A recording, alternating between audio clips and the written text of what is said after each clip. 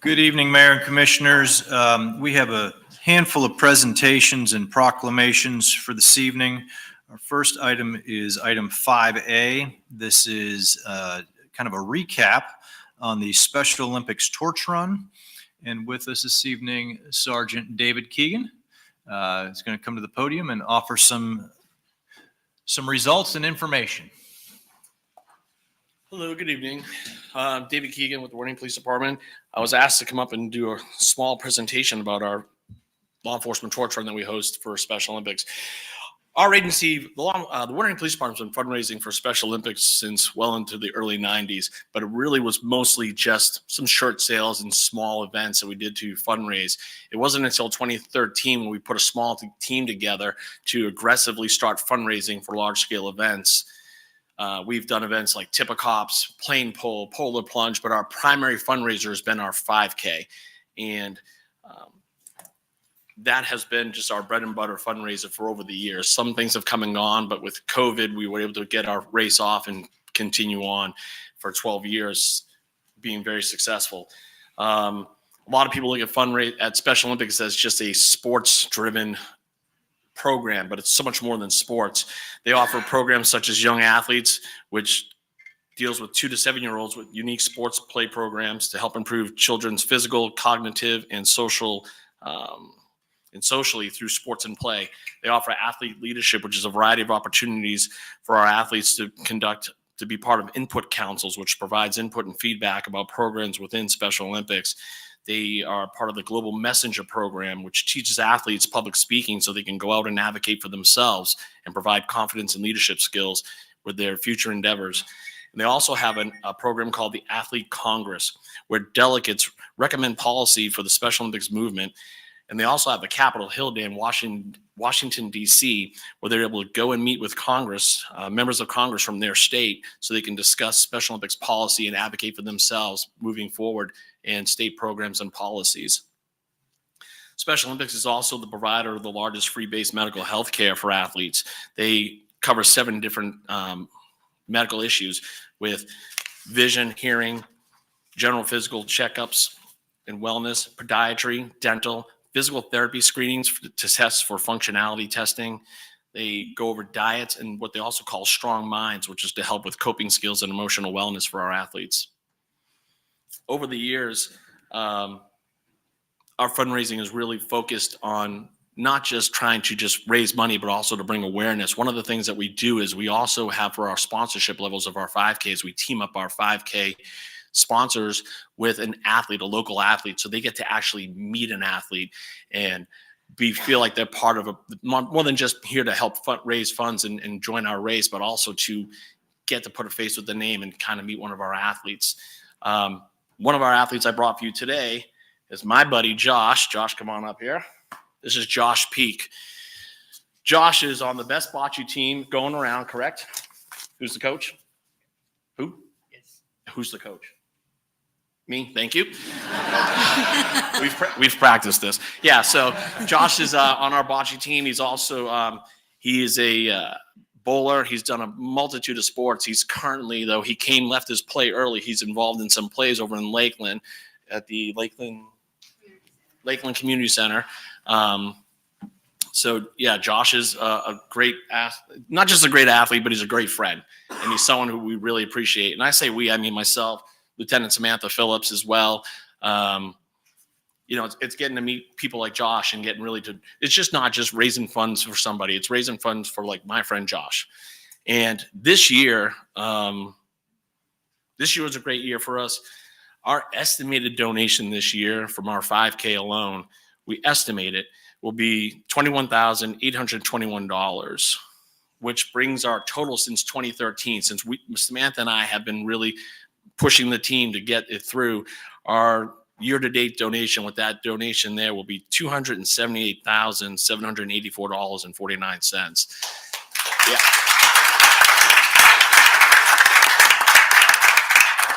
But that donation wouldn't be possible. It's not just Samantha and I. It's our members, our civilian members, our sworn members who are giving up their time. They volunteer their time and they come out and they help us out. Our business community, This is not something, as you are well aware of, we put in the budget. We don't try to slide this in there in the budget to have it approved. It's something that our business community comes to, and they help basically put this event on for us. They fund it for us, but it's also the team here in the city of Winter Haven. Our Parks and Rec team work great with us. They give us everything we need. I know the one person that can really be a thorn in their side is right here, but I push for it because I care for it and they know it, and they help us out as much as they can. But that's really our program in a nutshell. We're really happy we're able to donate this. I say estimated cost because I have another event planned for the end of the year. But I'm working with the fire department to try to get off. It'll be our fire truck pull. We did one during COVID. It went okay, but we think that we're going to be able to do a much larger event and hopefully have another second event like our 5K that can start generating funds for Special Olympics. But with that, this year, we usually design our own 5K medals. Usually it's someone in-house at the police department. We usually put together a medal for our 5K for our finishers. This year, though, we ran out of ideas. So we reached out to a local athlete and said, we reached out to a coach who has an athlete who is into art. And we said, do you think she could come up with something?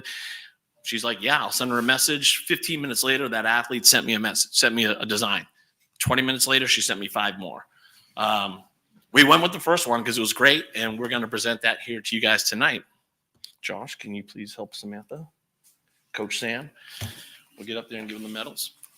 Do you have any questions for me anything about the programs? No? So, Mayor and Commissioners, this was an opportunity to highlight something unique that the Winter Haven Police Department is involved in that reaches back to a very special segment of our community. And you all get a medal without having to step 1 foot onto a 5K road race.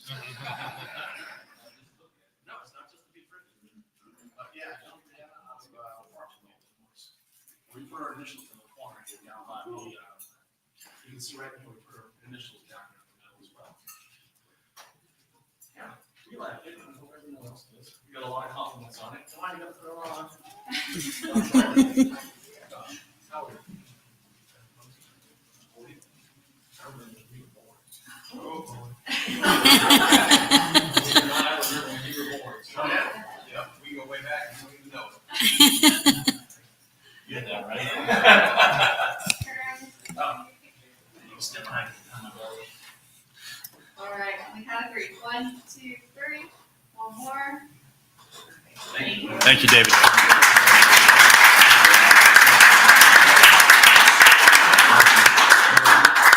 This is, just so you know, our race is already come back.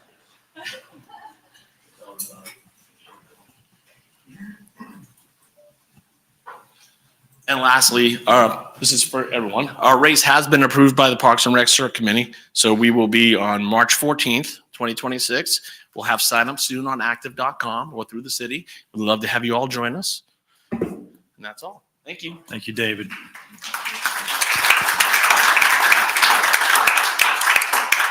So, Mayor and Commissioners, our first proclamation this evening is going to be for Child Abuse Prevention Month. And with us, we have Taisha Gant, Community Engagement Specialist, and Katie and Parchment, Resiliency Coordinator with Heartland for Children. Deputy City Manager MJ Carnevale will present this proclamation. Good evening, Mayor and City Commissioners.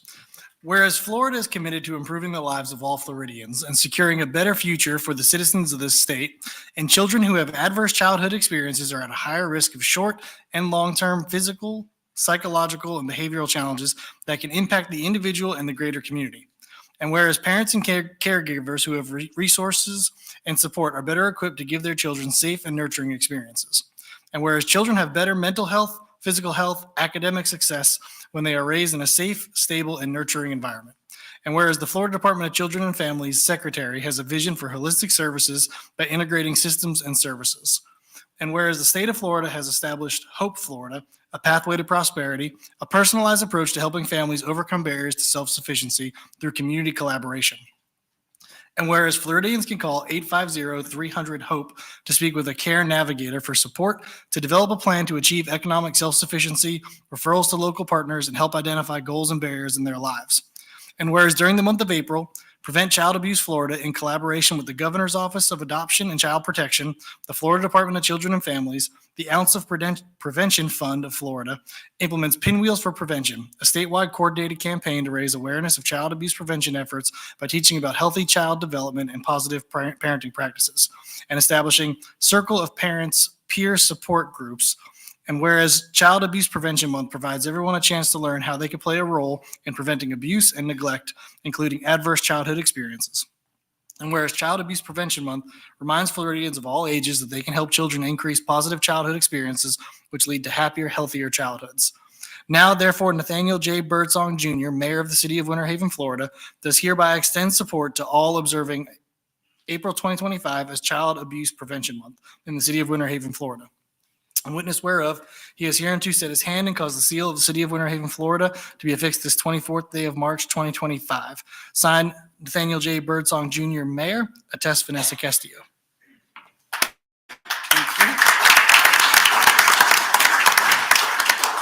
Thank you, and thank you for having us. This is my favorite city to present in. But we do have a response. Thank you for proclaiming April as Child Abuse Prevention Month. We appreciate the involvement of Polk County in the Pinwheels for Prevention campaign each year. We are delighted that many cities, schools, and county municipalities are displaying pinwheels and talking about what we can do to strengthen families and keep children safe. Pinwheels for Prevention uses a simple child's toy, a blue and silver pinwheel, to remind us of the happy and healthy childhoods that all children deserve, and to also remind us that everyone plays a vital role in keeping children safe. Heartland for Children is proud to be the lead community-based care agency under the Department of Children and Families. We are passionate about child safety and strengthening families through services and resources. To give you a better understanding of the families that we serve, here's a little bit of data. The total number of children with open child welfare cases for Polk, Highlands, and Hardee counties, which is the tri-county area that we serve, as of February of 2025 is 1,728, which is down from last year because we had almost 1,900 last year. Total number of children removed from their homes in the tri-county area due to abuse and neglect the last fiscal year, 23-24, was 589. Currently, there are 1,553 active DCF cases in Polk County alone. 1,141 of the 1,553 have been removed from their homes and placed in out-of-home care. 585 out of the 1,141, which is 51.3%, of these children are in traditional foster homes, meaning that they're not with relatives or non-relatives. 143 of the 585 are placed in foster homes outside of Polk County, meaning that we could not identify a family or a home in Polk County that could house those children. Our greatest need facing our system of care is quality foster homes. Total current number of traditional foster homes in the Tri-County area is 162. Out of that number, the total number of traditional foster homes in Polk County is 148. We are in need of about 50 additional traditional foster homes in Polk County alone. In Highlands County, we have about 10 foster homes, and in Hardee County, we have 1 traditional foster home. For the fiscal year of 23-24, 167 children were adopted in Circuit 10, so that's something to be joyful for. We are on track to at least reach that number this fiscal year by already securing forever homes for 126 children. So please visit our adoption gallery on Heartland's for Children's website for more information. During the month of April, we encourage you to display the pinwheels and share information with others through conversation and social media about child abuse prevention. We ask that you wear the pinwheel lapel pin that you all have been provided with or will be provided with to raise awareness about child abuse prevention. We want our communities to understand that together we can have a huge positive impact on children in our community. Thank you again for your commitment to children in Winter Haven and Polk County abroad.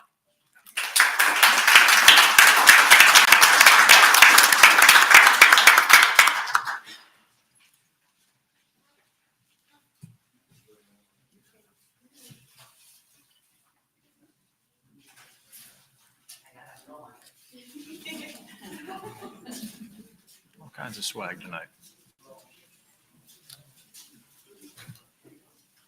Thank you. Thanks, man. Thank you very much. Oh, thank you. That's fine. Thank you.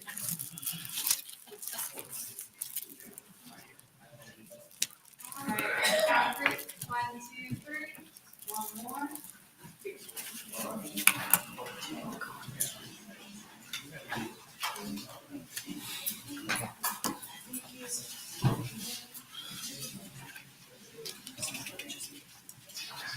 We have one more proclamation this evening. Thank you.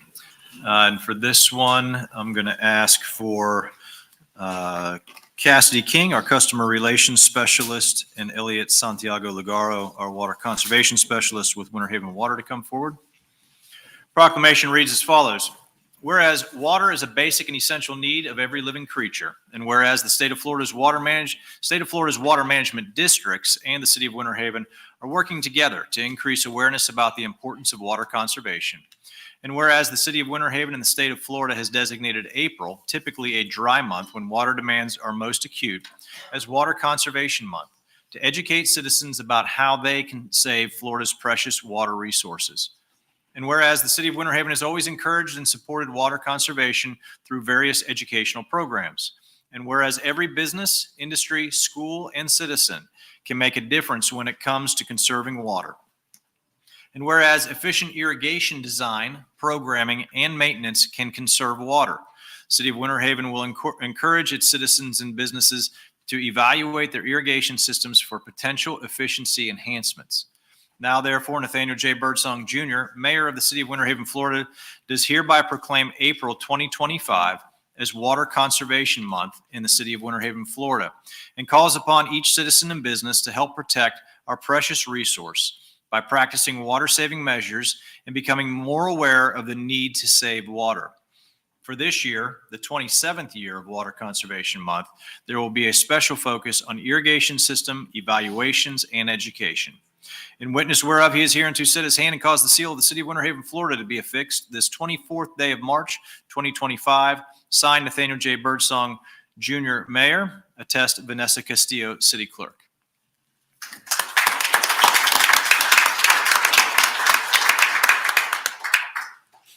Good evening, Mayor Birdsong Jr. and Commissioners. Thank you for giving me the opportunity to speak today and for your continued commitment to our community's future. Water conservation is key to ensuring that we have a sustainable future. As we're facing growing challenges like climate change and rising population, it's important that we all play a part in conserving this precious resource.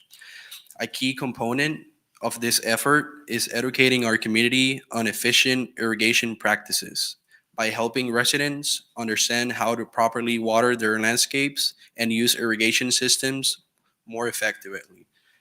We can significantly reduce water waste and improve conservation efforts across the board. By recognizing water conservation today, we're making a statement that our community values sustainability and is taking action for a better tomorrow. Every small step counts, from reducing waste to adopting water-efficient technologies and being mindful of our usage. I appreciate your support of this important cause. Together, we can protect our water future for future generations and ensure our community thrive for years to come. Thank you.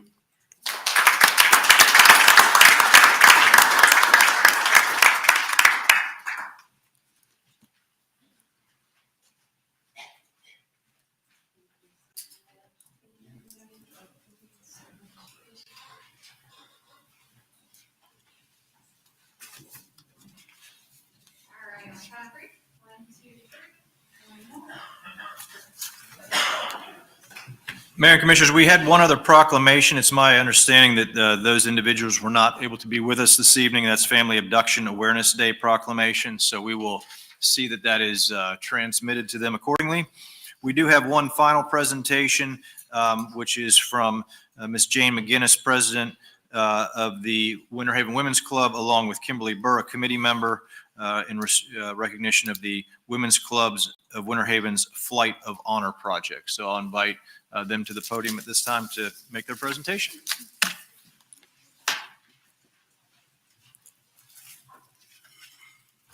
Good evening, Mayor Birdsong, Mayor Pro Tem Yates, Commissioner Mercer, Commissioner Dantzler, Commissioner Dollison, City Manager Stavros.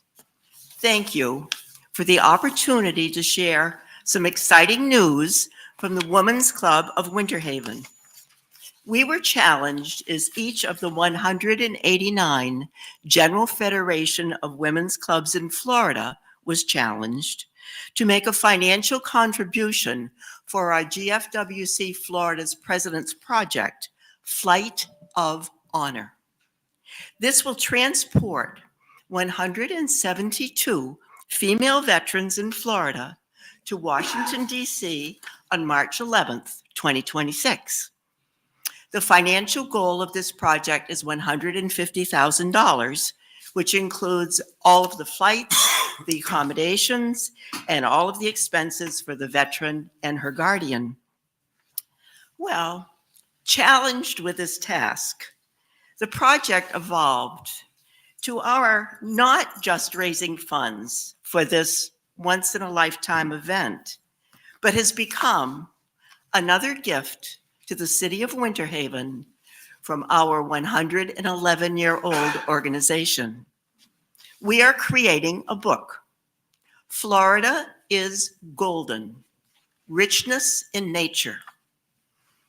It will showcase the beauty that presently surrounds us and will be available to purchase with all of the proceeds donated to Flight of Honor. I would like to introduce you to Kimberly Burr, who will give you the specifics and invite your active participation in our creation of this book. Thank you. Thank you, Jane. Thank you again for the opportunity to explain the details of our project as Jane described. Capturing our current surroundings is important for historical purposes. In a sense, we are all documentarians, which is why we bring this exciting endeavor before our city leaders. Beauty is in the eye of the beholder, and in this case, the eye of the observer is our average, ordinary citizen, you and I, and others. We also hope that professional photographers will donate their works. The visual storyteller, the person who is intent on capturing the details of the nature and the landscape in the area in which we live, is Polk County. Obviously, will be highlighted. Therefore, we are inviting submissions of pictures with a title or inspirational sentence to be transmitted by email. And in that case, the committee will choose such pictures, a release will be signed, and the donation and the compilation of the first 100 printed copies has allowed, I say a donation, that was very generous, has allowed for the GFWC of Winter Haven to meet their initial goal in this historic endeavor, benefiting worthy women veterans. Subsequent publications of this book, which we know we will sell more than 100, of this picturesque beauty will also continue to be a fundraiser for the Women's Club of Winter Haven. It will be used in many ways. It will be used to continue to endorse, support, and uplift various community entities and programs as noted on our website, of which there are many. We have prepared contact cards to distribute to the general public with details on how to submit photography and how to pre-purchase the November 2025 book release. Thank you again. We esteem all of our leaders and citizens present here tonight. We thank you for the support. I see friendly faces back there, so we already know that we have many supporters. Thank you for all the ways in which you work diligently to improve all of our lives. We appreciate you.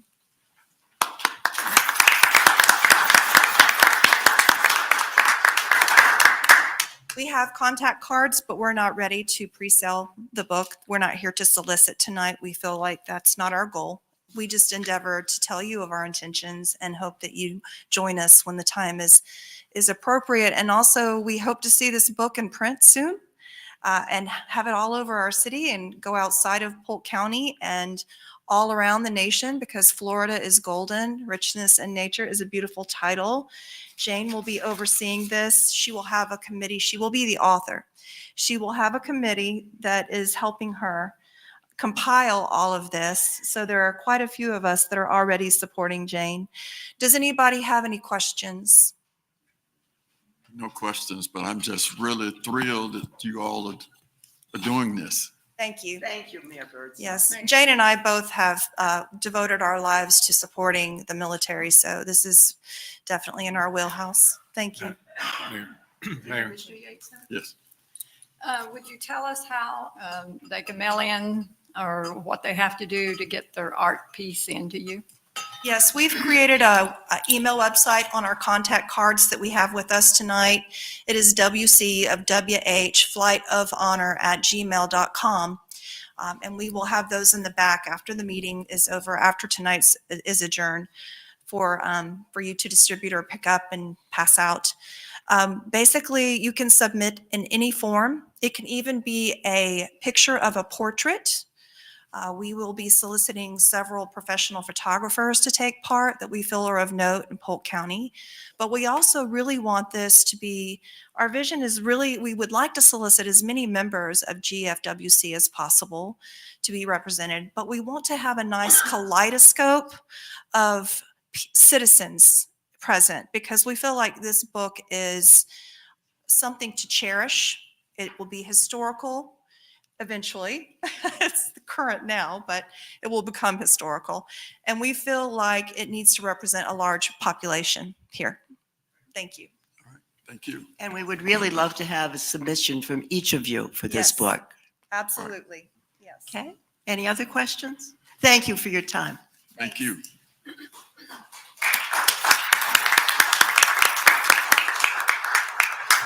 We have no developments of note.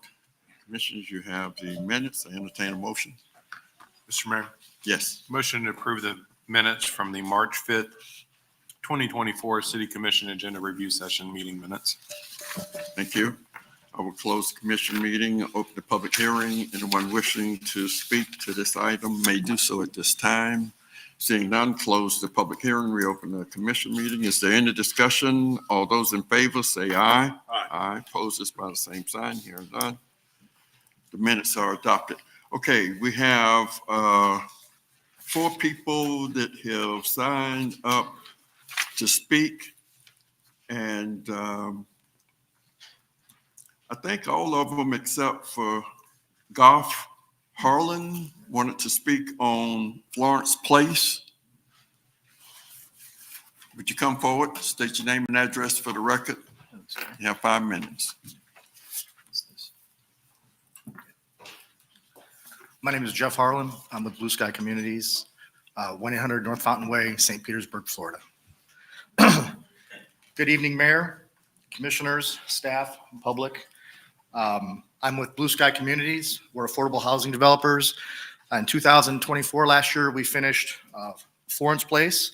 That's an 88-unit affordable housing development community in the southwest quadrant of Martin Luther King Boulevard and First Street North, right behind the AutoZone.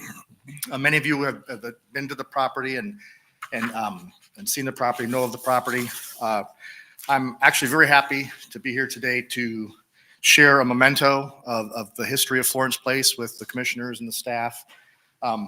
It's a photo book. We thought it would be nice for you guys to have and see pictures from the beginning of the groundbreaking back in early 2023. There's aerials in there throughout the progress of the development from the beginning all the way to the end. Once the development was finished, we had pictures of the building in there, the units, the pool area, the clubhouse, recreation area, etc. And then at the end, we had the grand opening or ribbon cutting ceremony after we leased up, and there's pictures of that as well. With regard to Florence Place, just so everybody knows, we finished construction and started lease up at the end of April 2024, and the property was completely leased up by June of 2024. excuse me, and has remained consistently 100% occupied since.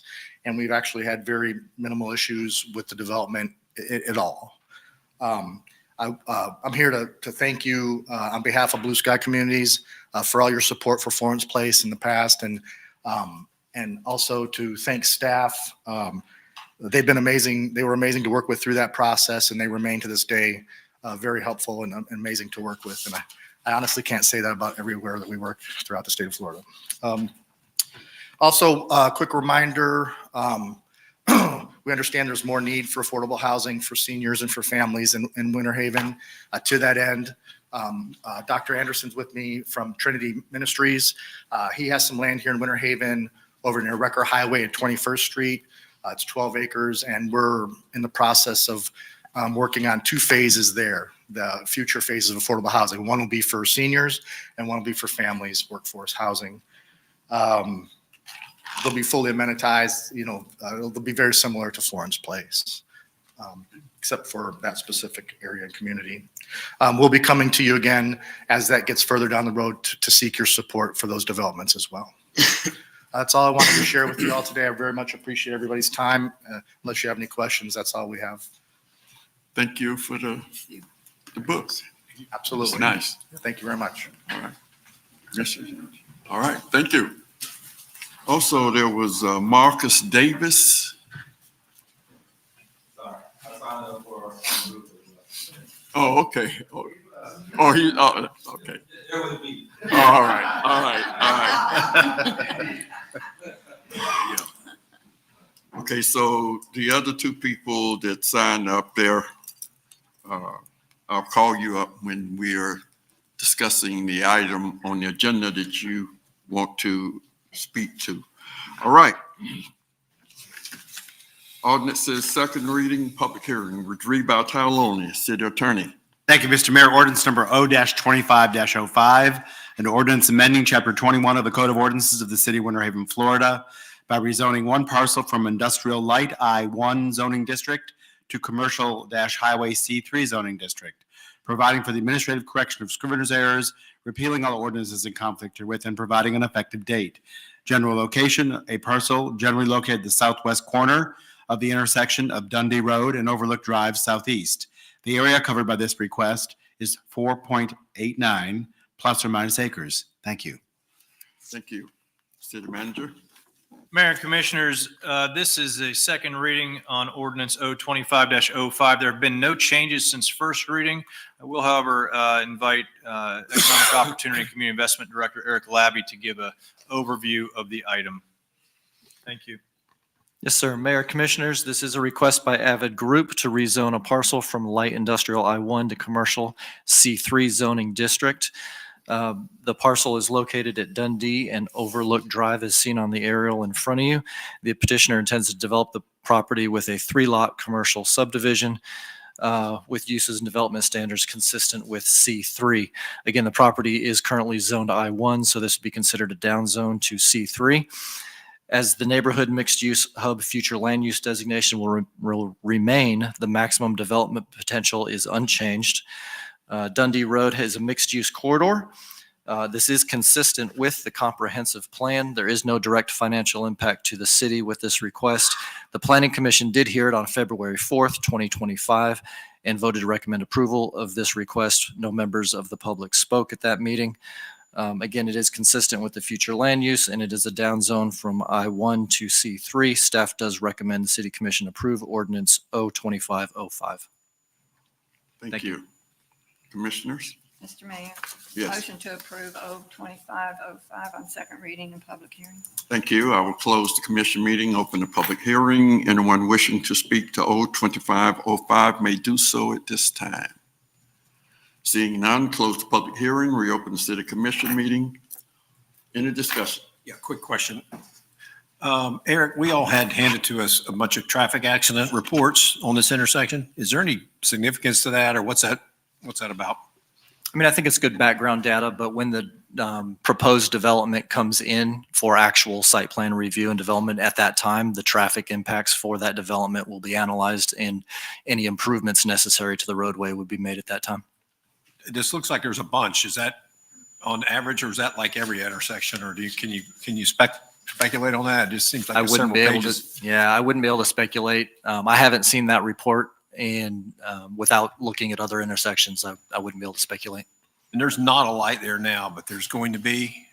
There is a light there now. It flashes? There is a fully signalized intersection that is part of the State Road 542 improvement project that was completed a few years back at the corner of Overlook Drive and Dundee Road. At that time, the short road to the south of that connected back into Dundee Road was also closed. Right. So all traffic is taken to that signalized intersection. And we're still having that many accidents that, These go back, and this is the first that I've seen this as well. This goes back to 2021. I don't recall off the top of my head, Commissioner Dancer, what year that Dundee Road, State Road 542 project was completed and signalized there. I think it So was I would April, need time to, April 2023, I believe. 23. So Prompted some of this this goes report. prior to that. what prompted this report? Did somebody ask for it? Did one of you guys ask for it? This was provided, I believe, by a resident. Oh, okay. So there's really no way of knowing, since the light's been up, if it's improved the problem. Again, I'd agree with Mr. Labby's comments that this is for zoning. This is a downgrading of the zoning. What's allowed on that property today under the I-1 zoning is more significant than what would be allowed under the C3 zoning. And the time at which you would do a traffic analysis would be is we go into a site plan and we actually have a specific product that's going on there. And then that is a requirement as part of their site plan. Okay, thank you. Any other questions? All those in favor of the motion, let it be known by saying aye. Aye. Opposes by the same sign. Hearing none. O 2505 is adopted. O 2513, would you read by title only, City Attorney? Thank you, Mr. Mayor. Ordinance number O-25-13, an ordinance adding a new section 15-290 of Article Roman numeral 7, Chapter 15 of the Code of Ordinances of the City of Winter Haven, Florida, regarding prohibiting smoking and vaping in public parks and public beaches owned and or leased by the City of Winter Haven, Florida, making findings, providing for exceptions and enforcement, providing for definitions, codification, the administrative correction of scrivener's errors, severability, and a repeal of conflicting ordinances and resolutions, and providing for an effective date. Thank you. Thank you. City Manager? Mayor and Commissioners, this is ordinance O-2513 that is presented for second and final hearing this evening.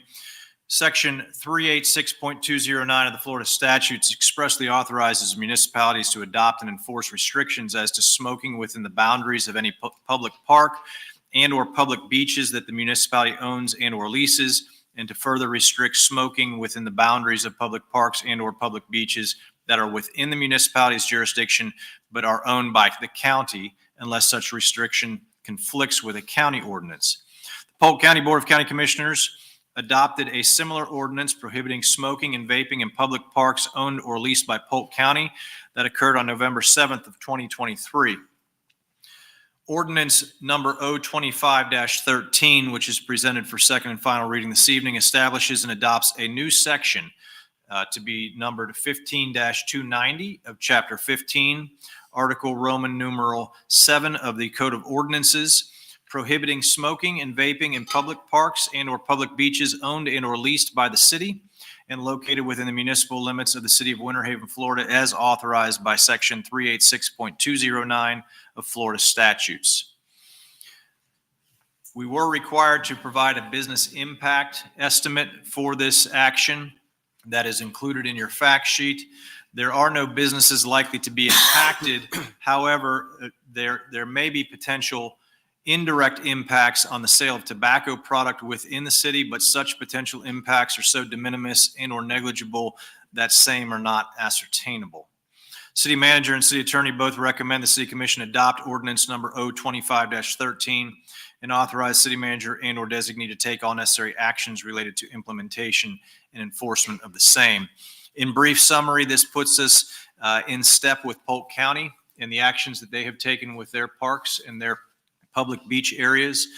This would limit or prohibit the smoking of tobacco products or vaping in any of our public parks, with the exclusion of unfiltered cigars, which we are not allowed to regulate per state statute. If approved, this would take effect immediately. Parks and Recreation Department is working with Public Works to fabricate the appropriate signage. The enforcement would occur via the interface between Parks and Recreation personnel and the Winter Haven Police Department. Thank you. Thank you. Commissioners? Mr. Mayor, Yes. motion to approve O-2513 on second reading and public hearing. Thank you. I will close the commission meeting, open the public hearing. Anyone wishing to speak to O-2513 may do so at this time. Seeing none, close the public hearing, reopen the city commission meeting. Is there any discussion? All those in favor of the motion, let it be known by saying aye. Aye. Opposed by the same sign. Hearing none. O-2513 is adopted. Commissioners, we have the consent agenda. Mr. Mayor, Yes, motion to approve the consent agenda in its entirety. thank you. I will close the commission meeting, open the public hearing. Anyone wishing to speak to any item on the consent agenda may do so at this time. Just if I could offer a comment, Mr. Mayor. Let me Would you close that? Yes. Thank you. I will now close the public hearing, reopen the city commission meeting. Any discussion? Go ahead, city manager. So item 10C, the citizen donation on the Carillon Bell Tower, I'd mentioned during our presentation last Wednesday evening, that we were working through some of the final details with the vendor on that. Happy to report that staff, along with city attorney today, were able to conduct all of those discussions, and everything has been brought up to what it needed to be in order for us to transact that action. And so we will, if the commission favorably approves that, move forward. And I did want to recognize that Mr. Tom Holt is with us again this evening. Okay, thank you. Any discussion? All those in favor of the motion, let it be known by saying aye. Aye. Opposed by the same sign. Hearing none. The consent agenda is adopted, and we're going to have a very, very, very, very unique and nice item in our park. Thank you, Mr. Oat. All right, resolutions. Resolution R-2510. City Attorney, would you read? Not by title, but just read. I will be happy to read, Mr. Mayor, and if you're okay with that, I'll read it by title. Resolution R-25-10, a resolution supporting and authorizing the city manager to execute and submit on behalf of the city of Winter Haven a Polk Transportation Planning Organization, TPO, Transportation Alternatives Program grant application for Cypress Gardens Boulevard, State Road 540, pedestrian and streetscape improvements, and to certify the 5-year schedule of capital improvements of the city's comprehensive plan, or amend the capital improvements element of the city's comprehensive plan. Thank you. Thank you. City Manager. Thank you, Mayor. I'm going to present items 2510 and 2511 together in one summary report, but the city attorney will need to read the 2511 by title as well. So periodically, the DOT accepts applications for transportation alternatives, multi-use trail, and regional multi-use trail projects. The current application cycle includes funding for these types of projects in fiscal years 26-27 through 2030-31. The city's funding applications will be submitted to the Polk Transportation Planning Organization, or TPO, of which 3 of you serve as members, and ultimately to the Florida Department of Transportation. For this application cycle, the city is applying for funding for 2 projects, Cypress Gardens Boulevard and US Highway 17. These roadways were selected based on vision plans that were adopted by FDOT in the year 2020. The Cypress Gardens Boulevard project is approximately 1.7 miles and extends from Old Helena Road, or South Lake Florence Drive, to Waterview Way. Some of the components include installation of a minimum 10-foot multi-use path on at least one side, providing infill sidewalks in locations where the multi-use path is not constructed, providing for street trees, improving the intersection at Legoland Way, and installing street lighting. The anticipated design and construction cost is approximately $14.24 million, and you can see the corridor as depicted on the screen. The second project, which is the subject of the second resolution, is US Highway 17 from 3rd Street Southwest and 6th, or what's also known as 3rd Street Southwest and 6th Street Southwest Northwest. This corridor is approximately 2.8 miles long and extends from Cypress Gardens Boulevard to Havendale Boulevard or State Road 544. This effort would remove portions of the continuous center left turn lane and replace that with raised landscape islands. The intent there is to provide an area of refuge for pedestrians that are crossing that road, to widen existing sidewalks to ensure a minimum of 6 feet in width, and to upgrade street lighting. The estimated project cost for design and construction is approximately $8.22 million. City Commission adopted resolutions R 2101 and 2102 back in the year 2021, endorsing the Cypress Gardens Boulevard and US Highway 17 vision plans respectively, and requesting DOT to develop funding strategies to implement those plans. There's no immediate financial impact with these requests. However, a financial contribution from the city may enhance the likelihood of FDOT moving forward with one or both of the projects. If FDOT selects one or both of these projects, they likely will not be funded any earlier than fiscal year 2030, and that is based upon how the 5-year work program is crafted. Staff recommends the City Commission approve resolutions R 2510 and R 2511. Consider those as two separate items if you would. Again, this is just trying to move forward the vision plans that were created about 5 years ago and outlined some much needed improvements along those state road corridors. All right. Thank you. Thank you. Commissioners, entertain a motion for R 2510. Mr. Mayor, motion to approve resolution R 2510. Thank you. I will close the commission meeting and open the public hearing. And at this time, Linda Fife, would you come forward? State your name and address for the record, and you'll have 5 minutes. Good evening. My name is Linda Fife. I live at 3691 Plymouth Drive in Winter Haven, community of traditions at Winter Haven. I spoke to you a couple of weeks ago as a representative. First of all, I'm the vice president of the HOA board at Traditions, 595 residents. I also represent Traditions on the Regional Community Council, which is 15 communities along the Thompson Nursery Road widening project. I spoke to you immediately after Jay Jarvis spoke to you on the project 2 weeks ago. We are in support, and when I saw the City Commission meeting and this agenda, it jumped right out at me. And as T. Michael said, the second bullet on here is to install a minimum 10-foot multi-use path along, and I'm looking at the Cypress Gardens Boulevard section of this proposal. Certainly, we at the Region Community Council want to offer our support on behalf of our communities, bringing the city and the county along the same lines. This is what we're looking for, and this was that option 2 that we recommended to you 2 weeks ago, in your support to the county to provide the same multi-use corridor along the Thompson Nursery Road section. Also that came to mind, if you're not familiar, if you want to go back and look, the Collier to Polk Regional Trail that has been approved as of September of 2024 that goes from Everglades City up to Lakeland. And it comes along the corridor, it comes into Bartow, and then it veers off on 98 into Lakeland. Here's another opportunity. This 210-mile corridor also has a multi-use, and they call it the SUN, and it's the shared use non-motorized trail.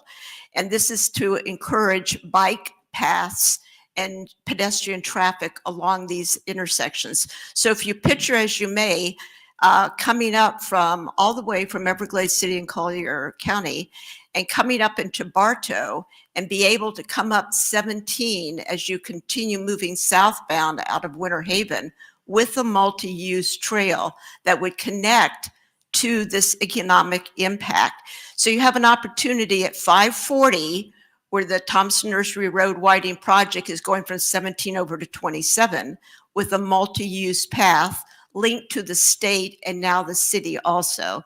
So we commend you for looking forward.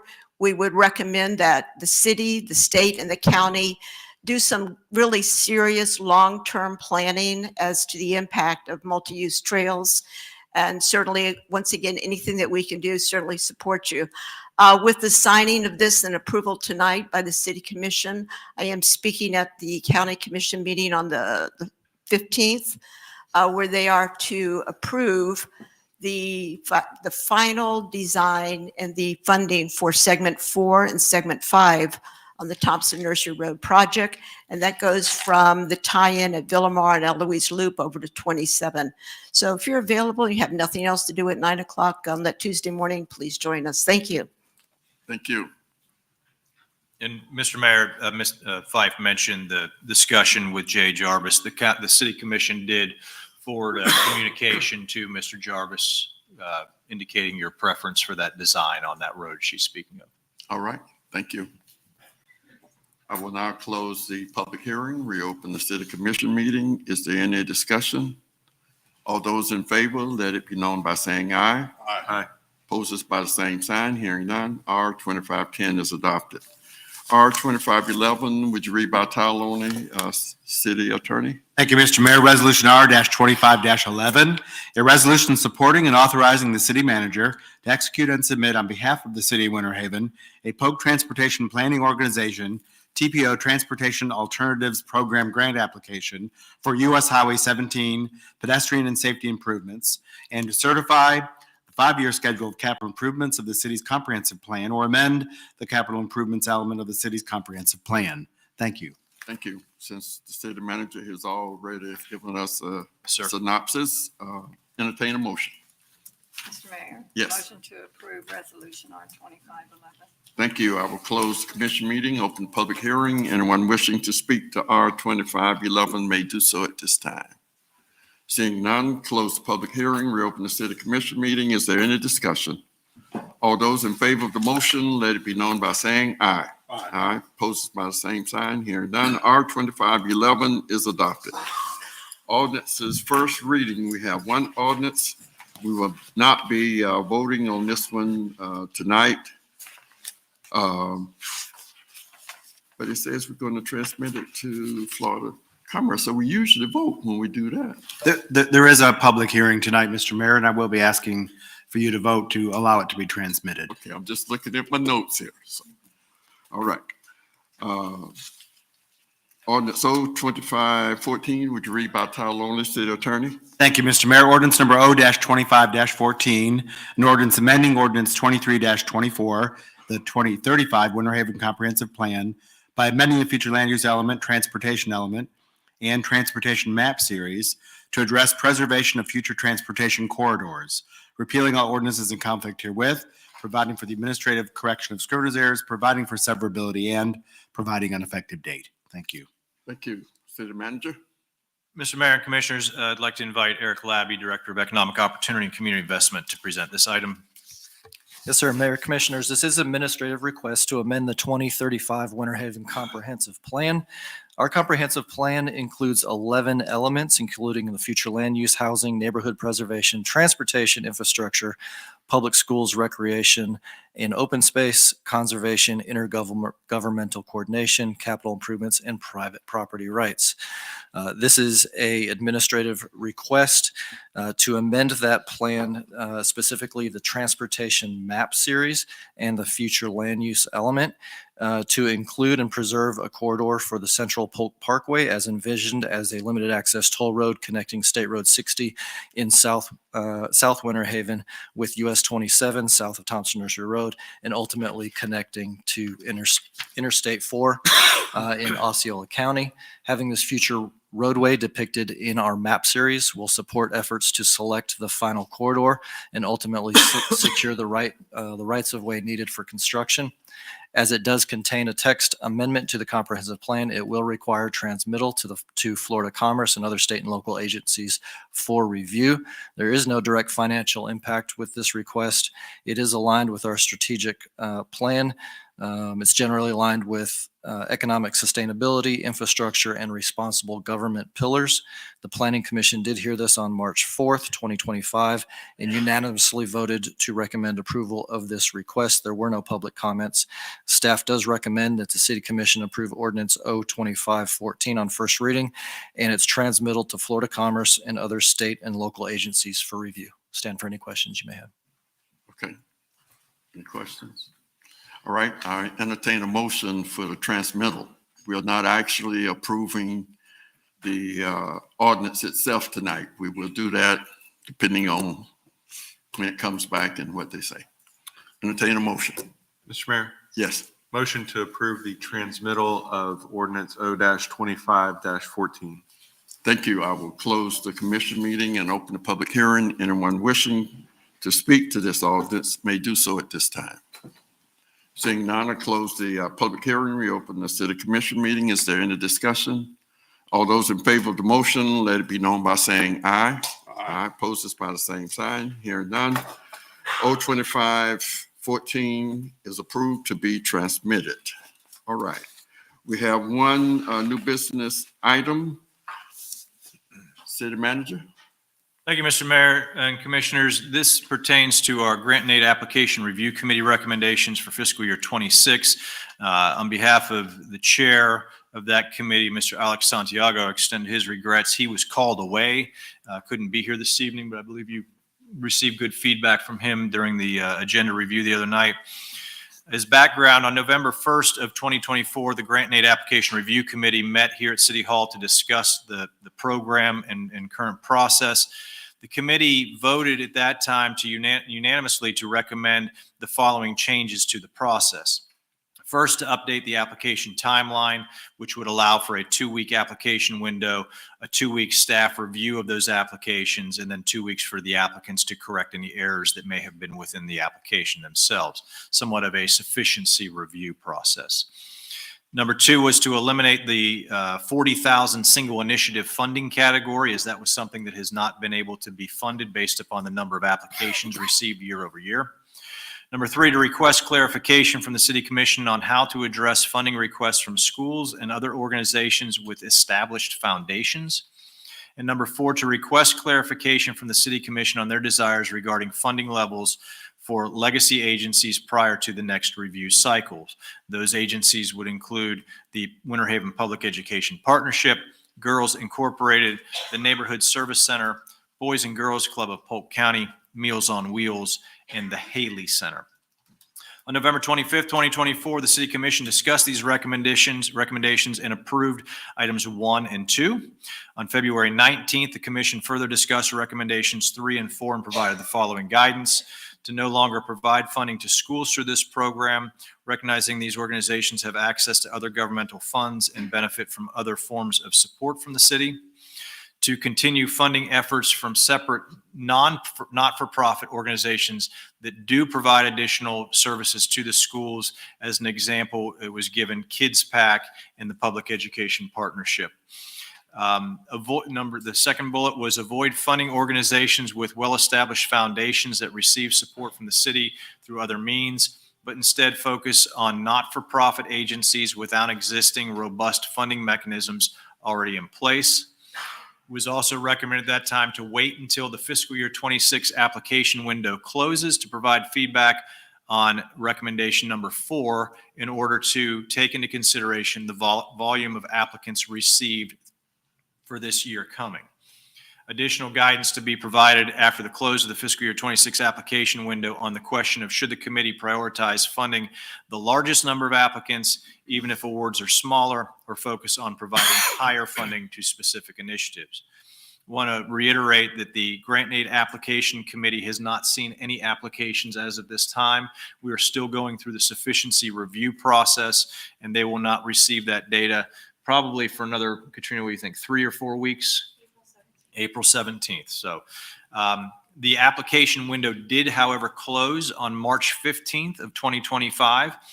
It included 76 total applicants with a total request in funding of $777,500.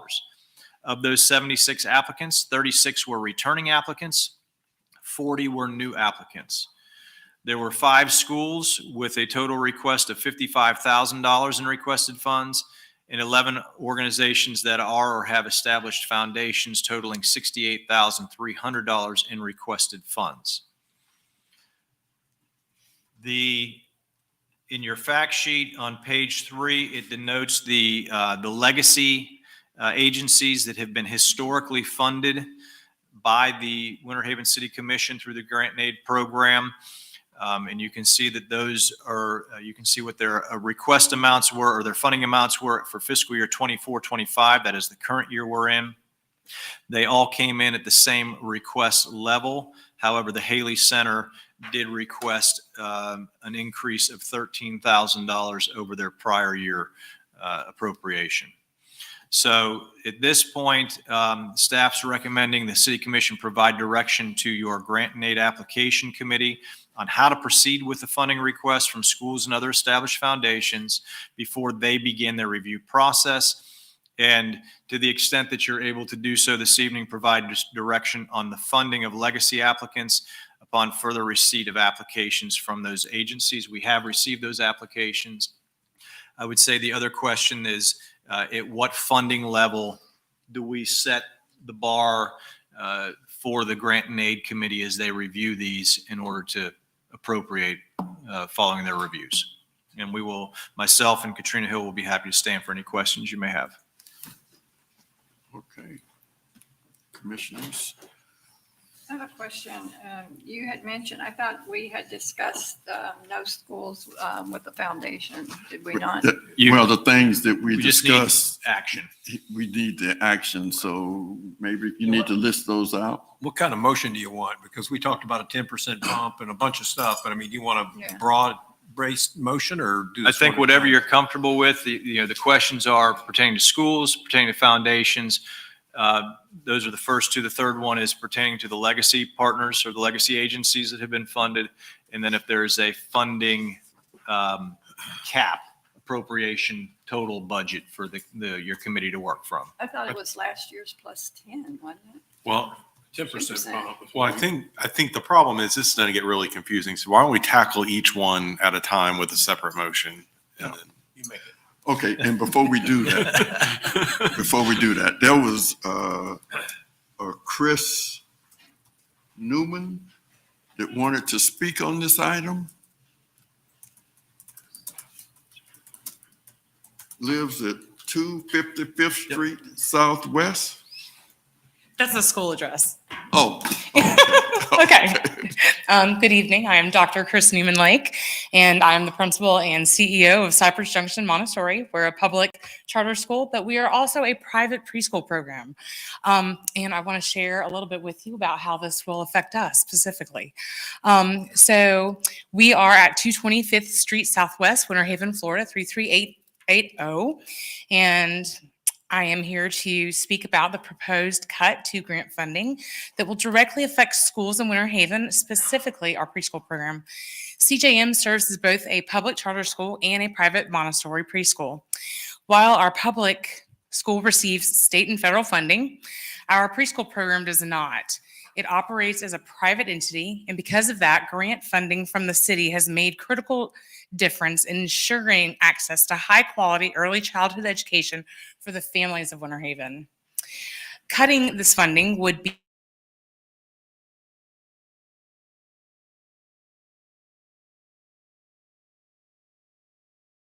and lifelong. A great loss is more than a teaching method. It is a foundation. It helps children to develop critical thinking, emotional regulation, and a sense of responsibility from a very early age. When we talk about investing in Winter Haven's future, there is no greater return than investing in its youngest citizens. High quality early education is proven to lower future dropout rates, reduce crime, and improve long-term economic outcomes. Montessori education in particular empowers children through choice, movement, and a hands-on environment that supports every kind of learner. Removing funding from our programs, like ours, does not just affect one school. It affects families. It affects access, and it widens the gap that we've all worked so very hard to close. We urge the city to reconsider this decision, not just for us, but for the families and the children of Winter Haven. They deserve options, opportunity, and support. Preserving this grant funding is an investment in a brighter future for our entire community. Thank you.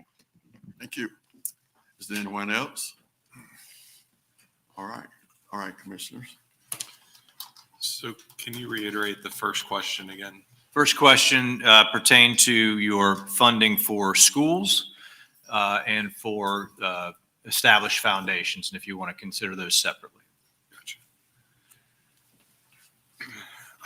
So I appreciate the comments that were mentioned tonight, but I think when these funds are so limited and finite to the so many that were applied for, and the fact that, you know, private schools or public schools all have opportunities and different funding sources, because we are such on a limited budget, I would move that we exclude schools from this process, as well as, sorry, what was the second one? Foundations. As well as established foundations. All right, a motion has been made. I'll again allow any comments from the public.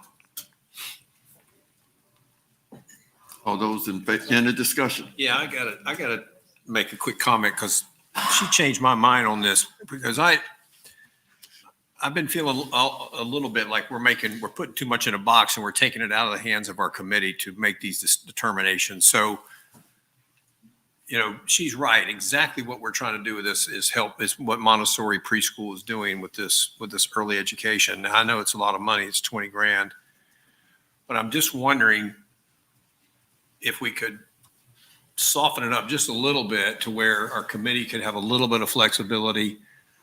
You know, it's like a foundation that it may not have $1 million in it. It might only have $20,000 in it, and we're keeping them out. You know what I mean? We should be able to potentially give our committee a little bit of flexibility on things like preschool right in the middle of our city. Well, You know, ultimately, we're still going to have the final vote. So the committee can come back to us with the recommendation. We're just making this recommendations for the committee. So the committee can then come back before us with the recommendation. And if there is one that was left off or two, just like we did last year, we wanted to fund Meals on Wheels happen to be off. So, I mean, the commission can take that on, you know, as a separate issue when it comes back before us. Well, I hope they do, because what she just said is exactly what, in my mind, this pot of money is for. It's for children and preschool, and now they may have other sources of money. I don't know. I mean, they probably do. But at the end of the day, that makes me feel good knowing that we got preschoolers going to have some preschool. I don't know. I'm just trying to think. Yeah, we've got a lot of preschool programs too, and the question was whether or not, you know, how do we establish or select, you know, a specific school? I know, you know, their program is admirable, as many of them are, and whether or not, I think it was established some time ago that we had selected those particular groups or organizations that have been receiving at certain levels of funding, and but I think it had been so long how that was established, or why that was established at the time. And I think the other argument was that we wanted to be able to, you know, help as many as possible. And I think the challenge that she shared in her explanation was that, you know, it's kind of like an entity within an entity. You have the preschool as well as the Montessori school, but I guess it's all part of the same thing. But that preschool aspect is I think she said that was a separate owned situation. So that is a complicated, somewhat of a complicated matter. How do you split that? I don't know. Well, it just seems like we're giving our committee some really rigid guardrails, and maybe we don't want it to be that rigid, or maybe we do want to be that rigid. I don't know. That's where I'm kind of struggling here, because if it's a public's charity and they got $50 million in their foundation, yeah, I get that.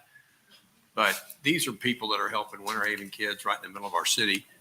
And I don't know, I'm just thinking out loud. I'm kind of struggling with this, because I hate it when we build such tight guardrails that maybe we tell the committee, yeah, you still have a little flexibility. Maybe we don't want to do that. I don't know. That's the whole point of the committee, is we don't want to go down that road. But Yeah, I mean, I hate think, to exclude them. yeah, I mean, and I feel it as well, and I understand their request and understand what's going on, but there's a lot of preschools in our area that are very worthwhile to fund just as much as they are.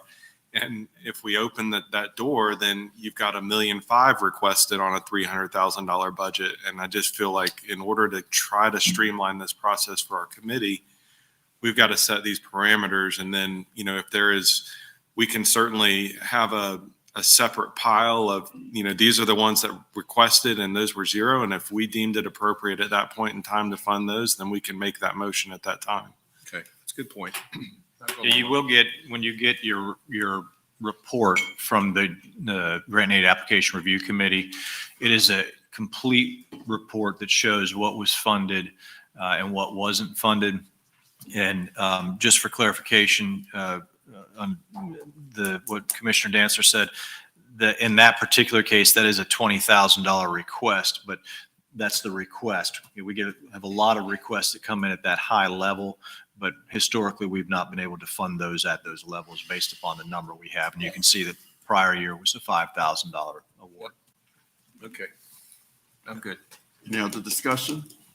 All those in favor of the motion, let it be known by saying aye. Aye. Opposed by the same sign. Hearing none, the motion carries. So second would be with respect to foundations. That was included. Was that That was included? included in that motion. Okay. And then what would you like to do with the legacy agencies? Again, Meals on Wheels, the Haley Center, Girls Inc., Boys and Girls Club, Neighborhood Service Center, Public Education Partnership of Winter Haven. And I think when you had discussed this the other night, there was some contemplation of either keeping them at the levels that you had or increasing them by a certain percentage in total. I think what we talked about, I'll make the motion if we want to, but we talked about leaving them the same, but bumping the whole overall pie up by 10% because we haven't had so many new people that have applied. Yeah, that's what it was. But we were going to leave the the legacy guys where they legacies. were last year, but Yes. raise the pie 10%. That is correct, Commissioner Dancer. I apologize. I'll make that motion then. All right, there's a motion to keep the legacy organizations at their current year's funding level and to raise the overall amount that we fund by 10%, you said? 10%. All right. Did I get it? You got it. All right. I will offer an opportunity for the community to weigh in if you would like to, and then I'll entertain a motion. I just made the motion. Oh, you made the motion. Oh, and I restated it. Can I Come just get, forward. I'm sorry, can I get clarifications real quick? So we're saying that what they were awarded last year, we're motioning that we're approving them for that same amount this year. So Yes.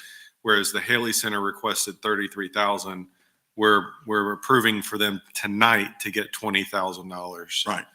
Gotcha. That's correct. And if I could just ask for a point of clarification on the 10%. So your budget last year was 305,000. You actually funded 316. Is that correct, Katrina? So would the 10% be on the 316, the actual appropriation? Okay, That was the motion. thank you. That's the motion. Thank you. All right. Would you come forward, state your name and address for the record, please?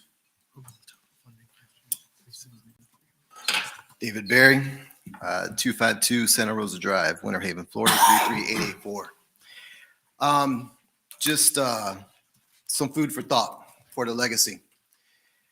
I've been in Winter Haven with the mission for 20 years, nonprofit work. And these past few years, I've had the opportunity to do a lot of consulting work with a lot of our nonprofits. I can tell you a nonprofit is just that. Most of them, there's non-profits. So every dollar counts. Every penny goes somewhere. I think one of the things that comes up, the question is the legacy. So you have these groups, these few organizations that have consistently been funded at a higher amount, kind of grandfathered in. And when you got, like this year alone, you got 40 new applicants coming in. When we're sitting in the training session for this, and that is communicated, if you take a look around at the faces of the new applicants, they're like, well, how does that even make sense that they don't have to apply and be thrown into the pot and through the process like everyone else? They're automatically done at that higher level. If you put all those amounts together, that's about a third of the available budget that's able to be given out. There's a third right off the top. So now you're dividing the rest of it down, as opposed to let all organizations apply, set your cap limits for how much they can apply for across the board, and let them jump into the mix and be seen just like everyone else and be examined just like everyone else. And if you have questions about if there's a foundation involved, if they have other funding involved, then incorporate that into your application process. Ask for the previous year's budget and expenditures. You can see how much came in last year and how much went out. And that'll give you a really great picture if they need the extra funds or not. If there's a big surplus at the end, you can kind of tell how they're doing. It kind of makes it's an even field across for everyone. You know, people don't do what you expect, they do what you inspect. So I think if we put more in on the front end on the application process, so that it doesn't matter what organization it is, because honestly, the ones that are grandfathered in, the ones that fought for them to get put in there may not even be on the council anymore. So why not just open up the pot and let everyone apply and let everyone get a fair shot? Just my 2 cents worth. All right. Thanks. Thank you. Anyone else? Mr. Mayor, for clarification, those legacy agencies do have to apply and they do have to have a complete application. So it's not just an arbitrary to fund them out. So I just want to make sure that's understood by everybody. They do have to apply and they do have to fund out or have a sufficient application. Okay. Would you state your name and address for the record, please? Good evening.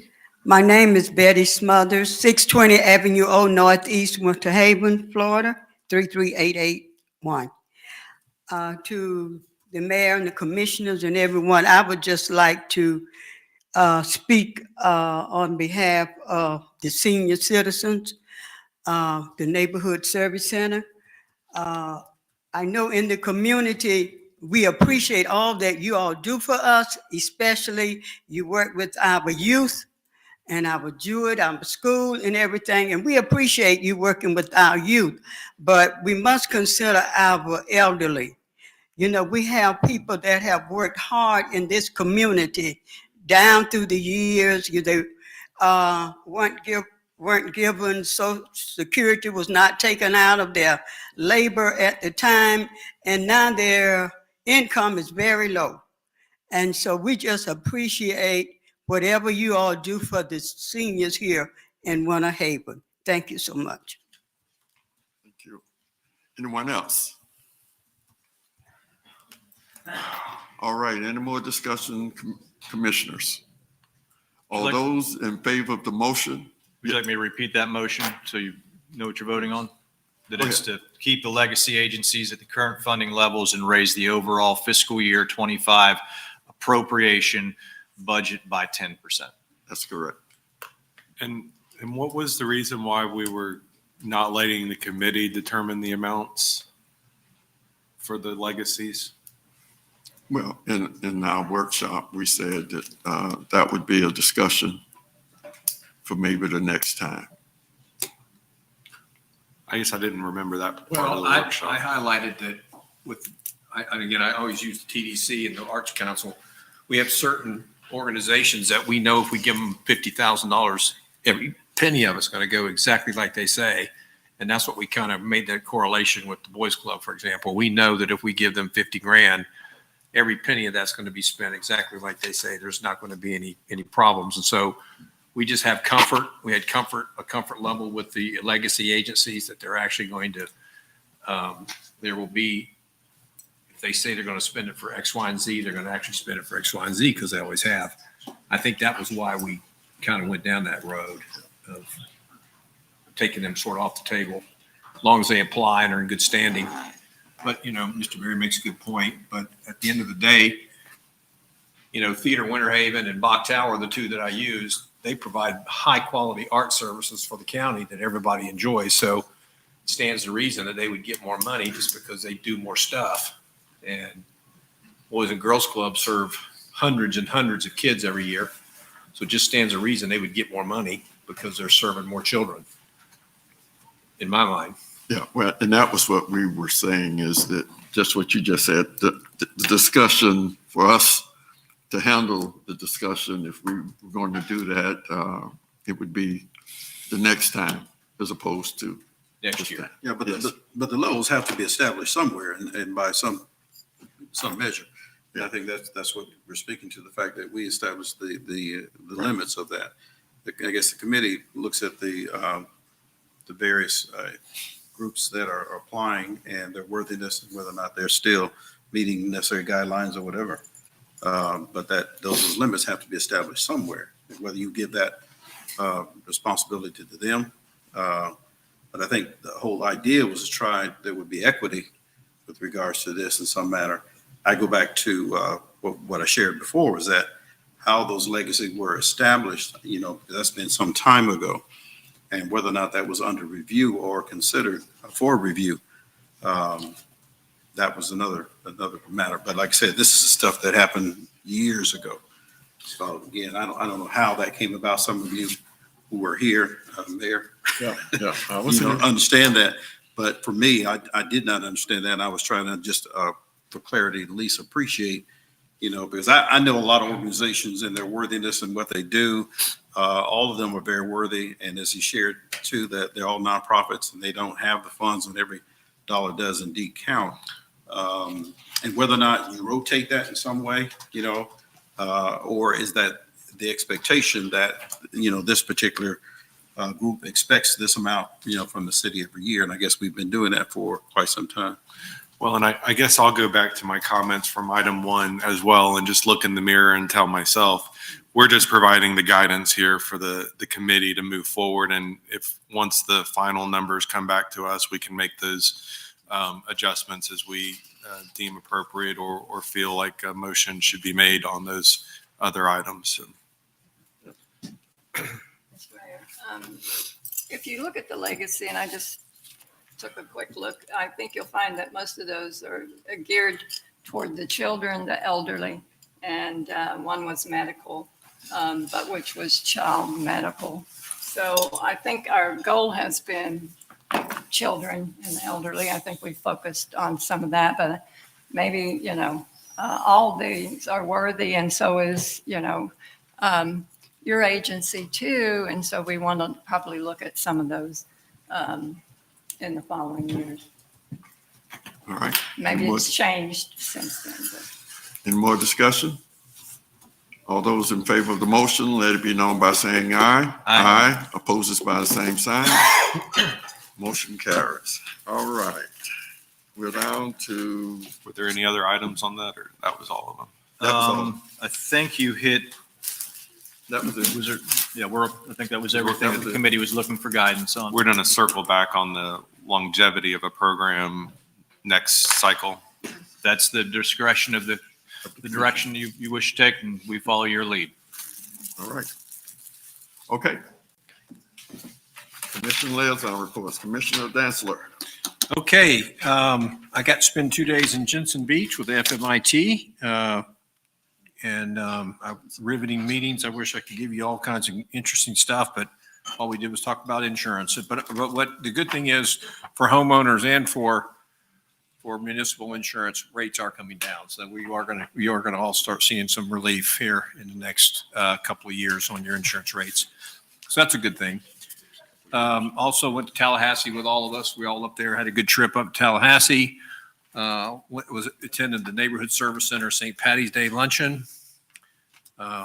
no red cake. I got to tell somebody about that, but everything else was delicious. And last but not least, like everybody was out meeting the governor at the ILC, getting the $1.5 million. So that's it for me. All right. Commissioner Mercer? Hey, so of course, we did the trip to Tallahassee, and I did the Neighborhood Service Center, St. Patrick's. I wanted to say about the Police Olympics. I really enjoyed it. I participated Your mic in. down just a hair. Thank you. I participated in the 2 previous years, was not able to participate this year, but I'm hoping to be there next year. So, I think that was it for me. All right. Commissioner Dollison? Good evening, and happy late birthday to the mayor. And To you. Yeah. Happy Thank you, birthday to sir. you. Thank you, sir. I appreciate that. I was able to attend the Neighborhood Service Center St. Patrick's Day luncheon. Great time and really enjoyed just being there. Some of you served. I came at 8, so I just want to make clear. I enjoyed, and Tracy and I were just there sitting down and just enjoying the atmosphere. And the good food was great.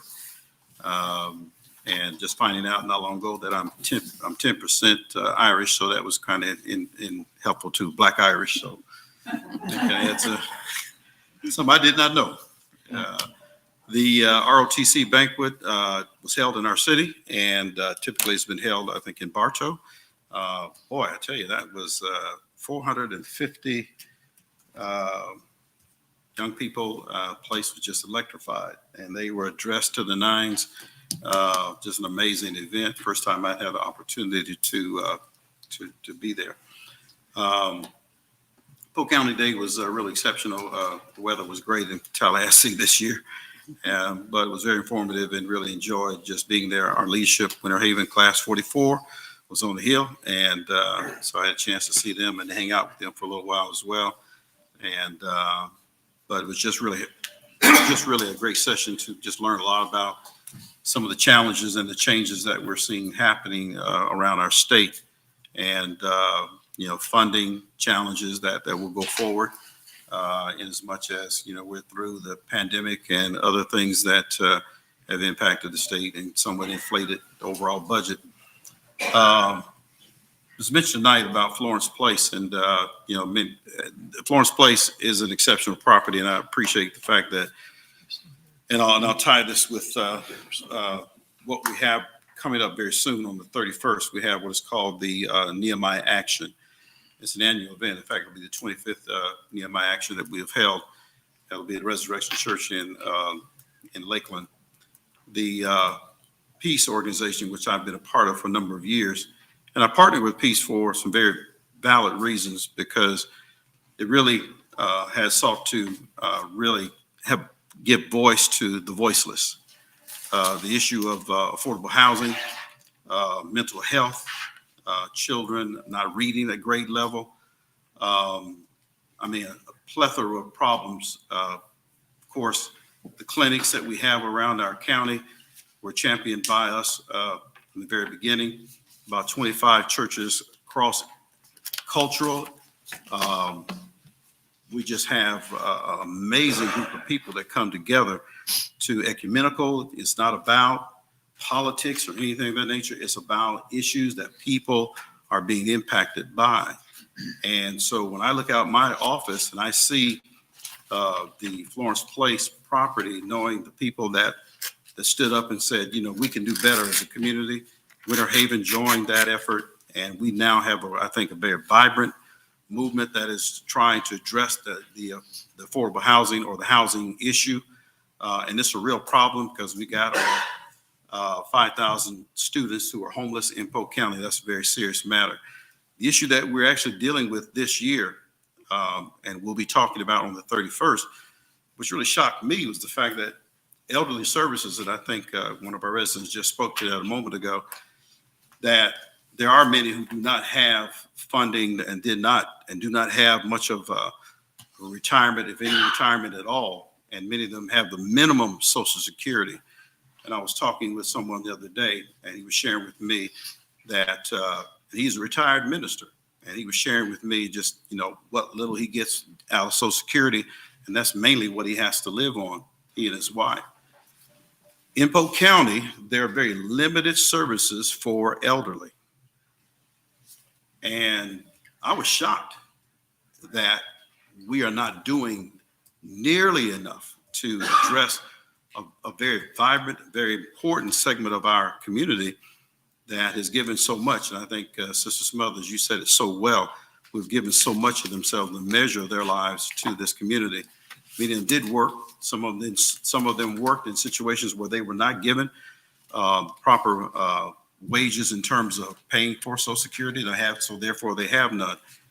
So we're speaking to that issue and the fact that we can do better as a county. We must do better as a county because too many people are suffering. And I got a birthday this week and I'm joined in that crowd whether I want to or not. And I like to know that when my work is done, when my day is done, being up here and serving in the community and other places, that I'm blessed that I do have some things that I can lean back on and we'll be able, Valerie and I will be okay. But I think about those people who are not okay, and there are a whole lot of them. And so my heart goes out to them. I'm going to stand for them. I'm going to fight for them every day because, that could be my grandmother. It could be your grandmother, maybe your grandmother. So I know I'm on my soapbox, but this is something that I'm passionate about because I think that if we're not serving, it's how we treat our children and how we deal with our elderly is so vitally important. It says a lot about our community. So I'm going to be there on the 31st. I'm going to be there. Hope many of us will join. If you want to come check it out just to know what it's all about, please come Resurrection Church on the 31st, and you'll see something that you haven't seen in a long time. Thank you very much. Mayor Pro Tem. Thank you. Yeah, so I'll comment on our Tallahassee trip to start off, and I'll just say it is just so important.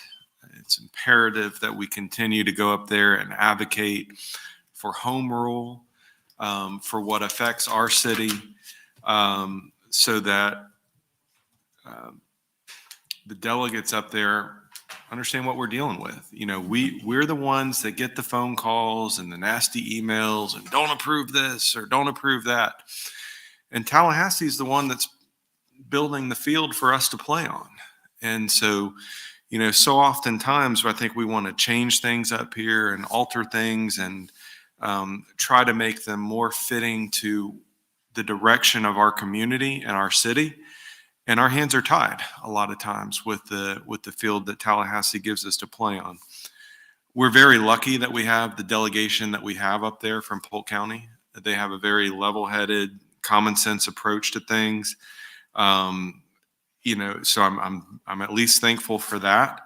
But we saw many things being attacked this year and continuing to be attacked, such as CRAs and property taxes. And, there's Senate Bill 1118, which streamlines developers' process to develop agricultural land. Like, come on, guys. Every voter in the state of Florida is saying, slow down, take a step back. And so I just think that those trips are just so important for us locally to go up there as a committee, as a delegation to really advocate for the direction that we want to see Winter Haven go. And oftentimes they base their decisions about things that are being done in Miami or Cape Coral or places that are nowhere like Winter Haven, Florida. And so that's my soapbox. So I'll just end on that, but it's just important to continue advocating up there for what's right for Winter Haven. Also, I attended the airport advisory meeting on Friday. I'll just report there that the tower, the electric, the remote tower services, that's rolling. That is really moving along quickly now. And so that's going to be every time you put on the news or you flip on social media, it seems like there's another near midair collision happening. And with big jets, and we just have little guys flying around here in Winter Haven. So that's going to be very valuable to our aviation community, and be the front runners on that technology here in Winter Haven, Florida is a positive thing. So I'm done. You done? I'm done. All right. Okay, I'll just echo your comments as it relates to Polk County Day and home rule and all of those things. And I know you were on today's call, and I know the city is too. And I mean, it's just a merit of things that's passing, that's trying to pass in Tallahassee that will affect us immensely. And that's enough about that. Attended the PRWC meeting, and for the first time since I've been serving, we had the most contentious meeting ever, where the local governments were at odds. And ultimately, it still worked out the way that it should have. And the whole idea of the water cooperative is to put us in a position where we won't go through with what Tampa and St. Pete did. And that is lawsuits over water and the pumping of water. Who's getting water? Because when you think about water, it's under the earth. And so I guess there is no boundaries. There are no city limits if you start pumping. And so, but at any rate, it worked out. And it was the first time for me that I actually had to chair all of the different wings of the cooperative. And so, because Mayor Muntz from Lakeland wasn't there. So, but at any rate, it all worked out. And Gary wasn't there to support me either. Where is Gary? He's gone. Yeah, he wasn't there either.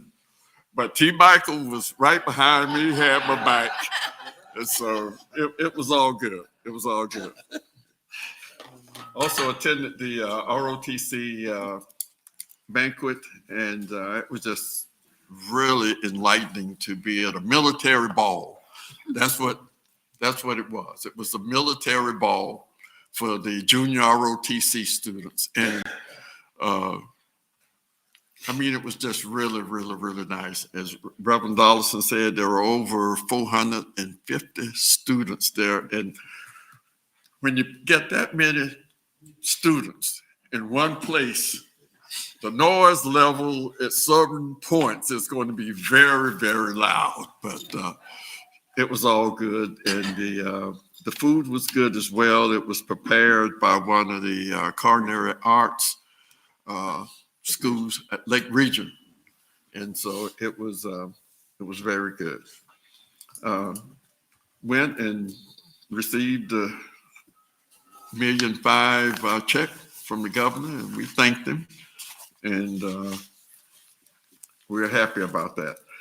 And then finally, I attended the Transportation Disadvantage organization in Bartow, of which I'm a representative on there. And they deal with elderly services as well, but it's basically only for transportation. That's all. Is what that is. And so that's a good meeting that I had, and the funding is continuing, and everybody's concerned about certain what's considered empowerment programs and whether or not the funding is going to be continued. But so far, so good. And finally, the Neighborhood Service Center, St. Patrick's Day celebration. And I'll have to say to my fellow commissioners, hats off to you all, because y'all actually got there and served. Y'all serve the senior citizens, and those senior citizens, they know they have a reserved seat for me. They say I'm already eligible. When am I going to come and take my seat at the neighborhood service center at the senior program? But the food was good, and I had to rush out because the transportation disadvantage meeting was in Bartow that same day. And so that's it for me. Mr. Mayor, I got one more thing I forgot. I just got to give props real quick. You know, we go to Tallahassee, usually get 15 minutes with your legislators, and you got a jam-packed 15 minutes. And T. Michael is absolutely the best at getting everything in there in 15 minutes in an effective way. So hats off to T. Michael. But what happens once in a while, you have two people at once. So we peeled off, and MJ and I went over to see Mr. Kennedy. So I'm going to watch MJ to see how he does. And I'm thinking, oh, well, I'm going to have to jump in here. He didn't miss a lick. He didn't miss a lick. He was just a T. Michael clone. So T, you got a nice wingman there. He did a great job. I wanted to tell you, you did awesome. We had a great conversation with Mrs. Kennedy, and you didn't miss a lick. So congrats. And so I just want to give you some props because you did a wonderful job. And it was spring equinox last week. So just so y'all know. All right. All right. City Attorney? Thank you, Mr. Mayor. Commission, nothing this evening. City Manager? Just want to thank Commissioner Dancer for those nice words. He is starting to clone. You notice he's getting a little more gray in his beard. We're watching that closely. I'm going to, with all the discussion of legislation and the joys of Tallahassee, and we are grateful for the governor coming to town and presenting a check, but we also know that we've got about more than half of the session to go, and we're watching things by the minute as to what's happening there. So I thought I'd give you something good this evening. I wanted to share with you an outstanding accomplishment by our Deputy City Clerk. LaTanya Harris is in the back. LaTanya, if you would stand for me. Want to share with the commission that LaTanya has received her Certified Municipal Clerk designation through the Certified Municipal Clerk Association, the International Institute of Municipal Clerks, IIMC. This is a huge accomplishment for anybody in the clerk profession. LaTanya has been working on this since she became our Deputy City Clerk and City Historian, and would watch closely as she was taking classes and completing the various objectives and requirements to do so. And I received that notification at about 12:30 today that she has officially received that designation, and just want to congratulate her.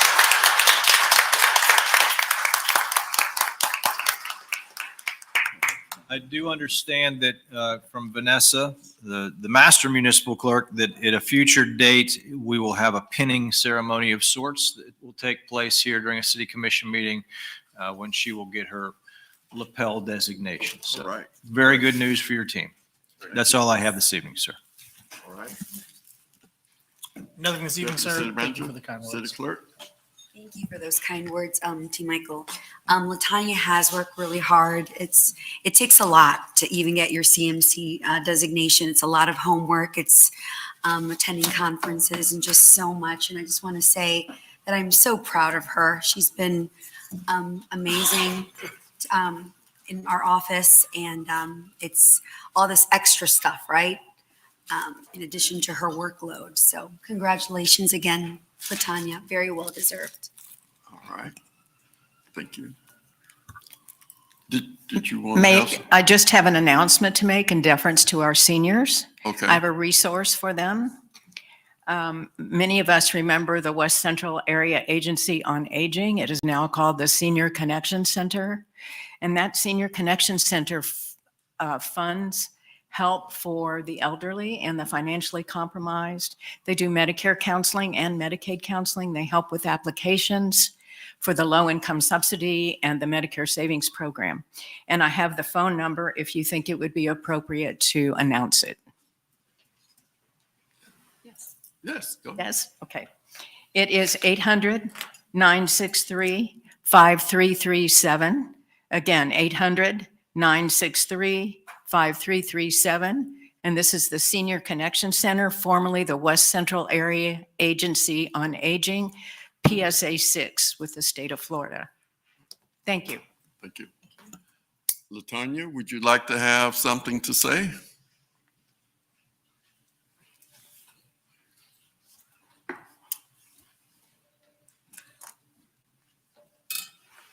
Don't have anything formal this evening. I will prepare something when I get my pinning. But of course, I could not leave here without saying thank you to you all for your support, for helping me along this way. It was a team effort. And I had a lot of my team here, city manager, my city clerk, a deputy city manager. I will often get some of my fellow team members that would just encourage me to push on and to pursue this goal. So I'm just happy that I finally accomplished it. And I look forward to doing more. Thank you. Thank you.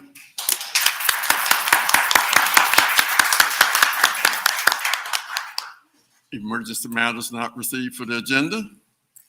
Oh, come on up. I want to say something, please. State your name and address for the record so we know who you are. 125 Lake Silver Drive North.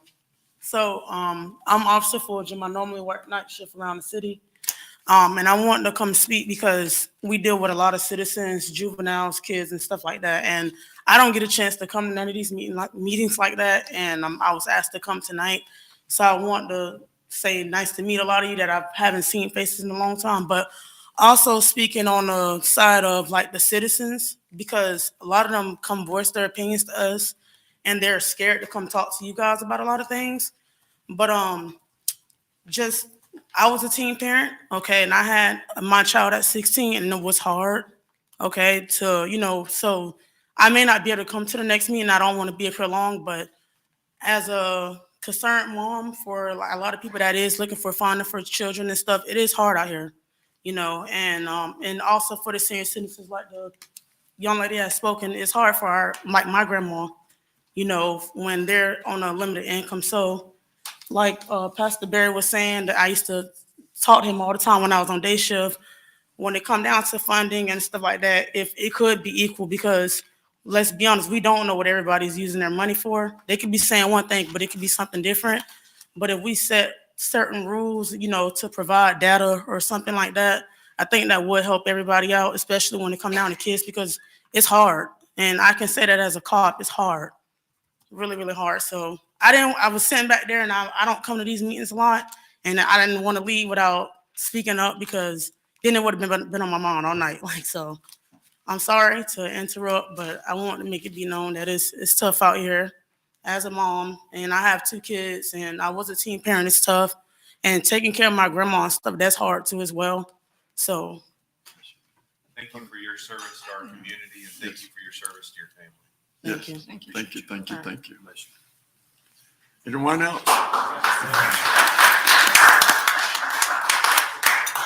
All right, again, emergency matters not received for the agenda. Motion to adjourn.